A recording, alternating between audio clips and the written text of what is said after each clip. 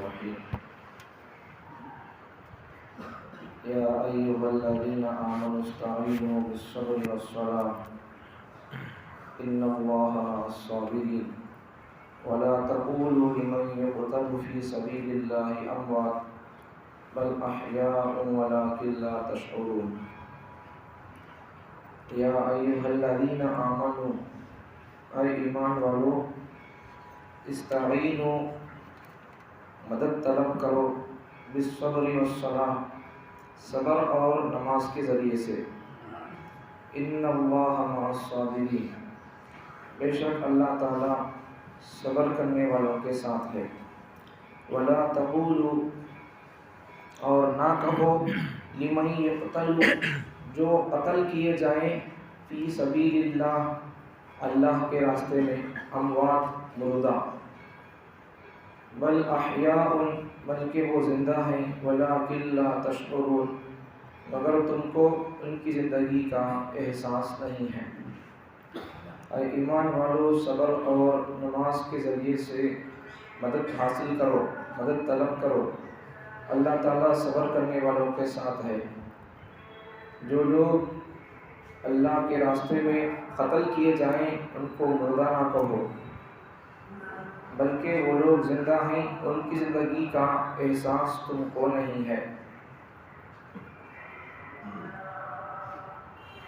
دو آیتوں میں 4 باتیں بتائی گئی۔ پہلی بات اے ایمان والو صبر اور نماز کے ذریعے سے مدد طلب کرو۔ دوسری بات بے شک اللہ تعالیٰ صبر کرنے والوں کے ساتھ ہے۔ تیسری بات جو لوگ اللہ کے راستے میں قتل کیے جائیں ان کو مردہ نہ کہو۔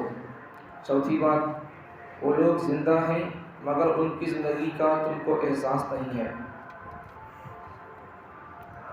اللہ تعالیٰ ایمان والوں سے خطاب کر رہا ہے کہ اے ایمان والوں صبر اور نماز کے ذریعے مدد طلب کرو اللہ سے۔ قرآن مجید میں 2 چیزیں اللہ کہہ رہا ہے کہ صبر کے ذریعے سے اور نماز کے ذریعے سے مدد طلب کرو۔ اب یہ 2 چیزیں ہم میں نہیں ہیں، نماز بھی نہیں ہے، صبر بھی نہیں ہے۔ 2 چیزوں سے ہماری مسلمان قوم خالی ہے۔ اور عجیب بات یہ کہ کب صبر کرنا جب صبر نہیں کرتی، اور کب زبان کھولنا ظالم کے خلاف میں آواز اٹھانا ہے، کب دفاعی عمل کرنا ہے، کب مقابلے میں کھڑ کر دشمن کو للکارنا ہے، تب ہماری قوم کیا کہتی ہے؟ جب زبان کھولنا تھا تب زبان نہیں کھولتی، اور جب دعا کرنا تھا تب دعا نہیں کرتی۔ دعا کرنے کے وقت میں یا پھر دشمن کا مقابلہ کرنے کے وقت میں دعا میں رہتی ہے، اور دوسرے وقت میں ایسے ہی اپنے وقت کو ضائع کر دیتی ہے۔ مطلب کیا کہ کون سا کام کب کرنا کی معلوم نہیں۔ صبر کرنے کے وقت میں تحمل مزاجی سے کام لینے کے وقت میں ایسا کرتا تو اچھا ہوتا تھا، ایسا کرنا چاہیے، ایسے باتیں اور ایسے تبصرے ہوتے رہتے ہیں۔ اور جب دشمن کا مقابلہ سامنے ہے تو اس وقت میں اس کا ڈیفنس اور دفاع کرنے کے بجائے اس وقت میں صبر کی باتیں کرتے رہتے ہیں۔ صبر کب کرنا تھا؟ جب صبر نہیں کرے، جب مقابلہ کرنا تھا، دشمن کو جواب دینا تھا، للکارنا تھا دشمن کو، تب کیا کرتے؟ الٹا کر لیتے رہتے ہیں۔ تو خلاصہ کیا کہ کب کون سا کام کرنا ہے؟ دعا کرنے کے وقت میں دعا کرو، نماز پڑھنے کے وقت میں نماز پڑھو، صبر کرنے کے وقت میں صبر کرو، دشمن کا جواب دینے کا جب وقت آ جائے پیچھے نہ پھوٹو۔ سمجھ میں آگے بات، ہر جگہ ایک ہی قاعدہ نہیں چلتا۔ ہمیشہ دعا کر لے تو بولے تو گھر پر کون کیا کر بمباری کر رہا، میں دعا کرتا ہوں تم بھیا، سمجھ میں آ رہا نہیں؟ ایک جنا بھوگنے کے واسطے آ رہا پیچھے پڑا، دعا کرتا تم بولے تو بھائی دعا کا اثر ہے، لیکن تم کو بھی اپنا دفاع کرنا چاہیے۔ اللہ بچا تم کر، اللہ بھائی کو تو بولے کیا دھاری آری بول کر وہاں کھڑے بولے اللہ تعالیٰ۔ نبی صلی اللہ علیہ وسلم سے بولے کہ اللہ پر بھروسہ کرے تو ایک صحابی آ کر پوچھے، یہ حدیث کئی مرتبہ سنا دیا ہم نے، اللہ کے اوپر بھروسہ کا مطلب کیا، توکل کا مطلب کیا؟ نبی صلی اللہ علیہ وسلم ایک صحابی آ کر پوچھتے ہیں یا رسول اللہ بھروسہ اور توکل کا مطلب یہی ہے کہ میں اللہ پر بھروسہ کر کے اونٹ کو چھوڑ دوں، ایسے ہی اپنے جانور اور اونٹ کو ایسے ہی اللہ پر بھروسہ کر چھوڑ ڈالوں کیا؟ سر نبی صلی اللہ علیہ وسلم نے فرمایا ایسا نہ کو کرو، اسے بھروسہ نہیں بولتے، اسے احمقیت بولتی، اسے کمینہ پن بولتی ہیں اسے. تو بھروسہ کیا؟ نبی صاحب فرماتے ہیں کہ اپنی اونٹ کو کسی جگہ باندھ دو، باندھنے کے بعد اللہ پر بھروسہ کرو. مطلب کیا؟ ہماری طاقت میں ہمارے سے کتنا ہاتھ ہوتا کہ دشمن کا دفاع کرنے کا، بولنے کا، یا جو بھی ہمیں کر سکتے، تو وہ دشمن کے مقابلے میں دفاعی ڈیفیکٹ کام ہمیں کیا کر سکتے وہ کرنا. وہ کرنے سے کا خالی دعا کرتے ہوئے، تو دعا اثر اور دعا مؤثر ہے، اس سے انکار نہیں ہے. دعا کی طرح اثر نہیں، میں یہ بات نہیں بول رہا ہوں، پھر آپ لوگ الٹا نہیں سمجھنا. سمجھ میں آ رہی بات؟ دعا اچھی چیز ہے، کرنا چاہیے، دعا سے ہمارے مسئلے حل ہوتے ہیں، اس سے انکار نہیں ہے. لیکن کب دعا کرنا؟ جب دعا کرنا، کب دشمن کا دفاع کرنا ہے. اب وقت کون سا ہے؟ وقتوں کے سامنے رکھ کر وہ کام کرنا ہے. دشمن سامنے کھڑا ہے، میں دعا کرتا بولے تو کیا کرتے ہیں؟ اسے کھوپڑی الٹی ہے بولتی ہیں، اسے دماغ خراب ہو گیا بولتی ہیں اسے. سمجھ میں آ رہی بات؟ کب کون سا کام کرنا؟ جب وہ کام کریں گے تو ہماری جان بھی بچ سکتی ہے، ہمارا ایمان بچ سکتا ہے. تو ایک سمجھنے کی بات ہے، کب کون سا کام کرنا وہ سوچ سمجھ کر کرتے رہنا. ہمیشہ ایک ہی کام. اگر کچھ سمجھو، دیکھو گدھے کو مارنے کی لاٹھی الگ ہے، گھوڑے کو مارنے کی لاٹھی الگ ہے. میں ہر ایک ہی لاٹھی لے کر میں سب کو مارتا ہوں. تو جانوروں کے اندر الگ الگ جانوروں کو مارنے کی لاٹھی، ان کو ڈانٹنے کی لاٹھی الگ ہے. بولے تو پھر ہر ایک وقت میں ایک ہی کام فائدہ نہیں دیتا. موقع میل کے حساب سے اب دشمن کیا چاہ رہا ہے، اس وقت میں کس چیز کی مدد کی ضرورت ہے، کیا کریں گے تو دشمن کا مقابلہ ہو سکتا. وہ دشمن کا ٹکر اور دشمن کو ختم کرنے کے لیے کیا کریں گے تو دشمن ختم ہو سکتا. سمجھ میں آ رہی بات؟ تو ہر کام کے لیے ایک ہی لاٹھی، ہر جانور کے ہٹانے کے لیے ایک ہی لاٹھی استعمال نہیں ہوتی. الگ الگ جانوروں کے لیے الگ الگ لاٹھیاں، الگ الگ کوڑے ان کے حساب سے رہتے ہیں. تو امت کے اندر دو چیزیں بھی نہیں ہیں، صبر بھی نہیں ہے، نماز بھی نہیں ہے، ورنہ پھر صبح کی نماز کا حل لینا ہوتا. تو امت کے اندر صبر بھی آنا چاہیے. اچھا، اب صبر سے مراد کیا؟ صبر سے مراد بھی ہماری ایک غلط فہمی. مصیبت آ گئی، پریشانی آ گئی تو صبر کر لینا چاہیے. آج کون صبر کر رہا؟ کون صبر کر رہا؟ نہ نعمتوں میں شکر ادا کرتے، نہ مصیبتوں میں صبر کرتے. یہ دو چیزیں بھی دی ہے، مصیبتوں پر صبر بھی نہیں ہے اور نعمتوں پر شکر بھی نہیں ہے. اور کیا کیا کہتے ہیں امت کے اندر؟ یہ نہیں ہے، یہ نہیں ہے، کچھ بھی نہیں. ہماری امت خالی ہے، ہماری مسلمان قوم بالکل خالی ہے، لوٹا ہمارا خالی ہے. اب کیا کریں گے؟ اعمال ہے کیا؟ اعمال بھی کچھ نہیں. ایمان تو ہے کیا؟ عقائد تو درست ہے ہمارے، وہ بھی صحیح نہیں. اب کیا ہے ہمارے پاس؟ بڑی لکھپتیں کیا؟ ہمارے اسکول اور کالجاں ہیں کیا؟ یونیورسٹیاں ہیں کیا؟ ہمارے پاس اسمبلی ہے کیا؟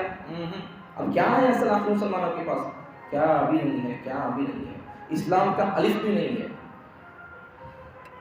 کیا حصہ جیتے معلوم ہے؟ دشمنوں کا حملہ اور دشمنوں کے ہاتھوں سے ہماری قوم بس مارے جانے ہی کے قابل ہے، غلامی ہی کے ہماری قوم قابل ہے.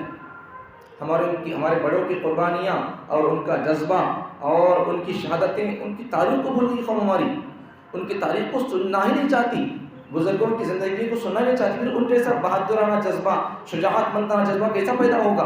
ان جیسی دلیری کیسے پیدا ہوگی؟ بہادر بننے کے لیے بھی آدمی کو بہادروں کی بہادری کو سننا پڑتا، تب سمجھ میں آتا یہ لوگوں کیسے بہادر بنے، اس کے اسباب کیا تھے. ہمارے کو اگر بہادر بننا ہے تو ہم کو کیا کرنا چاہیے؟ کن اسباب کو اختیار کرنا چاہیے؟ بہادروں کی دلیر لوگوں کی دلیری اور شجاعت مندی کو دیکھیں گے تو پھر ہمارے اندر بھی وہ جذبہ پیدا ہوگا. اب بچوں کو بچپن سے کیا کر دیتے ہیں؟ بچوں کو بچپن سے کھیلا گانے دکھا دیتے ہیں تو بچے کیا کر رہے ہیں؟ بچے بڑے ہونے پر کیا کر رہے ہیں؟ بجائے ہمارے ایسے پگڑیاں اور ٹوپے جبے پہننے کے بجائے ویسے جیسے جن ہیرو کے آپ گھروں کے اندر کھیل دکھا دیتی، بچوں کے اندر ویسا بننے کا شوق پیدا ہو جاتا. تو صبر کا مطلب کیا؟ مصیبتیں آ گئی تو صبر کرنا، یہ اس مطلب نہیں اس کا. صبر کا مطلب کیا؟ یہ ہماری قوم کے اندر غلط فہمی ہے. مصیبتیں آ گئی تو صبر کرو. آج صبر کسی سے بھی نہیں ہو رہا. مصیبتوں پر صبر نہیں کر رہی لوگ، مصیبتوں کے اندر صبر کرنا تھا نہیں، صبر نہیں کر رہی. کسی کا شوہر کا انتقال ہو گیا، اللہ پر شکوہ کر کے شکایت کر کے ایمان سے باہر ہو جا رہی. اللہ کو کیا ضرورت تھی میرے شوہر کو لینے کی؟ اتنے دنیا میں ہے تو ان کو لینا تھا. اللہ کو اتنا معلوم نہیں تھا کیا؟ ایمان ختم، کافر بن گئی. اللہ پر شکایت کا کسی کو حق نہیں. اللہ پر اگر شکایت کر دیا بس ایمان سے خارج. اللہ کو معلوم نہیں تھا کہ تبھی ایسا بول دیا، ختم. سمجھ میں آ رہی بات؟ نماز پڑھنے کی کیا ضرورت ہے؟ اللہ کے پاس ہمیں پیچھے کا حصہ اٹھا کر صدقہ کر دو کہ اللہ کو معلوم ہونے کا ہمیں مسلمانوں کو یہ ایک گندی قسم کی باتیں اور اس قسم کی شکوے شکایتیں آدمی بول دیتا ہے تو پھر ایمان سے آدمی باہر ہو جاتا ہے. تو ایمان کا تو کیا معمول سمجھیں میں کب رہتا معلوم نہیں، وہ کب چلے جاتا معلوم نہیں. اس کے بعد سے ایمان سیکھنا پہلے سیکھو ایمان کو، ایمان کی محفلوں میں بیٹھو. تو کسی بھی آج ہماری قوم کے اندر صبر نہیں ہے، مصیبتوں میں صبر نہیں ہے، نعمتوں میں شکر نہیں ہے. اب صبر کا معنی مطلب کیا؟ غلط فہمی مسلمانوں کی ہماری کیا مصیبتیں آگے صبر کرنا، یہ غلط فہمی مسلمانوں کی. صبر کا معنی مطلب کیا کہ صبر، ایک صبر تو وہ جو آدمی کو گناہوں سے روکے. آدمی کا دل چاہتا ہے کھیل دیکھنا، بھائی گانے سننا، آج کھیل ریلیز ہوا جانا. آدمی اپنے آپ پر کنٹرول پیدا کرے، اپنے نفس پر کنٹرول پیدا کرے. دل چاہتا ہے شراب پینا، اس کے اوپر آدمی کنٹرول بریک ڈالے، اس کے اوپر لگام لگائے، اس کو کنٹرول میں رکھے اسے. یہ صبر ہے. اصل صبر اسی کو بولیں گے. شریعت کے اندر صبر کے جتنے درجے ہیں ان صبروں کے درجوں میں سے اول نمبر کا درجہ یہی ہے، گناہوں سے اپنے نفس کو کنٹرول میں رکھنا، تھام کر رکھنا اسے. نیکیوں کی کھوٹی سے اپنے نفس کو باندھ کر رکھنا، گناہوں کی طرف اسے پھٹکنے کا موقع نہیں دینا. یہی صبر کا اعلیٰ معنی ہے، پہلا معنی ہے. یہ صبر سے مراد مصیبتوں پر صبر. یہ بات دوسرے درجے کے معنی. یہ پہلا معنی کیا صبر کا؟ آدمی اپنے آپ کو اپنے نفس پر گناہوں سے بچنے کے بارے میں کنٹرول لگائے، لگام لگائے. یہ صبر کا پہلا معنی، صبر کا پہلا درجہ ہے. اب اسی طرح اب مصیبتیں آ گئے، ایک تو گناہوں پر اور نفسانی خواہشات پر چلنے پر آدمی اپنے آپ پر بریک لگائے، روک لگائے.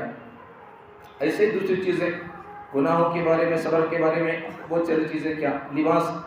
دل چاہتا ہے فلاں ہیرو کی طرح لباس پہنو، نہیں، دل کی چاہت پوری نہیں کرنا. اسلام کیا بولتا ہے؟ دل کی چاہت، اور دل چاہتا ہے کہ میں اس کی فلاں ہیرو کی میں نقالی کروں، اس کے طرح بال رکھوں، اس کے طرح میں لباس پہنوں. اب اسے بریک لگا دو. نبی کا طریقہ کیا؟ نبی کے بال کیسے تھے، نبی کا لباس کیسا تھا، اس کو اپناؤ. سمجھ میں آگے بات؟ تو ہاں اسے بریک لگاؤ. ہیرو کو فالو کرنے سے نفس کو بریک لگاؤ، نبی کو فالو کرنے پر یہاں نفس کو چھوڑ دو. اب مصیبت میں آ گئی تو مصیبت میں کیا کرو؟ صبر سے کام لینا، شکوے شکایتیں وغیرہ نہیں کرنا اللہ پر. ایک تو صبر کے ذریعے اللہ کی مدد حاصل کرنا. تو مسلم مصیبتیں آ گئی تو شکوے شکایتیں نہیں کرنا.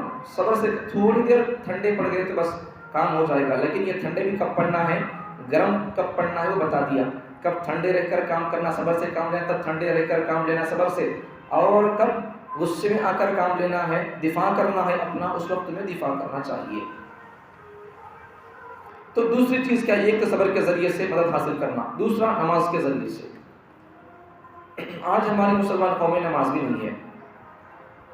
اب کب مسجدیں بھر جاتے ہیں نمازیوں سے وہ معلوم نہیں. تو نماز بھی ہماری مسلمان قومیں نہیں ہے. نماز کے ذریعے سے بہت سارے ہمارے مسئلے اور کام ہو جاتے ہیں.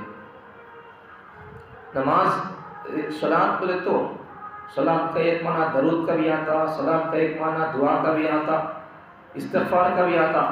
صلاۃ کی نسبت، یہ لفظ صلاۃ کی نسبت جیسا جیسا بدل جائے گی، اللہ کی طرف نسبت کریں گے معنی الگ، فرشتوں کی طرف نسبت کریں گے معنی الگ، مسلمانوں کی طرف نسبت کریں گے معنی الگ.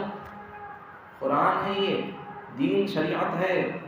جب اس لفظ کو اللہ کی طرف پھیریں گے معنی الگ ہو جائے گا، فرشتوں کی طرف پھیریں گے معنی الگ ہو جائے گا، مسلمانوں کی طرف پھیریں گے معنی الگ ہو جائے گا. تو اس کے ایک معنی تو نماز کے بھی آتے ہیں، درود کے بھی آتے ہیں، استغفار کے بھی آتے ہیں. تو وہی نسبت جب بدل جاتی ہے تو اس کا معنی بدل جاتا ہے. تو نماز کے ذریعے سے آدمی کو مدد حاصل کرنا چاہیے. مصیبتیں پریشانیاں آ گئی تو ایک تو صبر سے کام لینا، دوسرا نماز کے ذریعے سے مدد حاصل کرنا. اب جتنی گھر میں پریشانیاں آ جاتی ہیں اللہ کی طرف توجہ ہو جاتی. آدمی کو آج ہمارے مسلمان قوم کا حال یہ ہے، نہ مصیبتوں میں اللہ یاد آتا، نہ خوشی میں اللہ یاد آتا. کب بھی اللہ یاد نہیں آتا. اب کب یاد آتا اللہ؟ کب بھی یاد نہیں آتا. خوشی میں آ کر اللہ تم مجھے خوشی دیا، بچہ دیا، 2 رکعت شکریہ کا پڑھتے کیا؟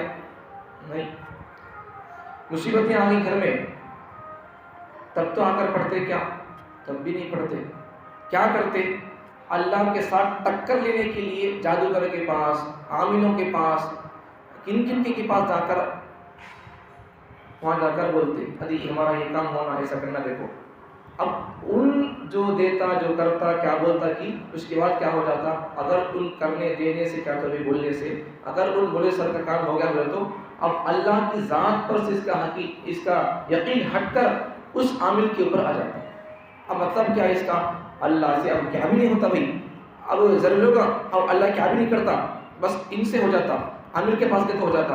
ابھی کفر ہو رہا، کافر ہو جا رہا ہی، کفر کو اختیار کر رہا ہے، جبکہ اللہ تعالیٰ سب کچھ کر رہا، لیکن پھر بھی اسے سمجھ میں نہیں آ رہا کون کر رہی، کیا ہو رہا. میری گناہوں کی وجہ سے میرے پر مصیبتیں آ رہی، تو یہ میرے گناہ میرے پر مصیبتیں ڈالنے کا، اسے ختم کرنے کا ریموٹ کنٹرول کس کے ہاتھ میں ہے، اسے وہ دیکھ رہا نہیں. ایک بچہ ہاتھ میں ریموٹ ہے یا پھر باپ کے ہاتھ میں ریموٹ ہے، کار چھوڑے ریموٹ کا، بچہ جا کر کھیل رہا، پکڑنے جا رہا، باپ یہاں سے دبا رہا ریموٹ، کار ایسا جاری. اب کھولتے دیکھے تو کیا بھی بغیر کون چلے کہ بھی کار جاری، تو بولے تو کار خود نہیں جاری، وہ اس کا ریموٹ کنٹرول اگر وہ اسے کھڑا کرنا ہے بولے تو کیا کرنا پڑتا، باپ کے ہاتھ کو اگر پکڑنا پڑتا. تو یہ ساتھ مصیبتیں پریشانیاں ہمارے گناہوں کی وجہ سے اللہ کی طرف سے آتی ہیں، تو اسے کیا کرنا پڑتا، اللہ کا دامن تھامنا پڑتا.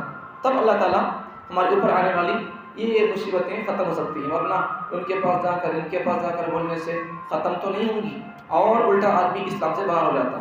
اللہ کو کیا بھی ہاتھ نہیں ہوتا، اللہ کیا بھی نہیں کر سکتا، یہ دیکھو یہ کرتا ہے جب اس کے پاس سب کچھ ہے، آخر کار اسے خدا بنا لیتا.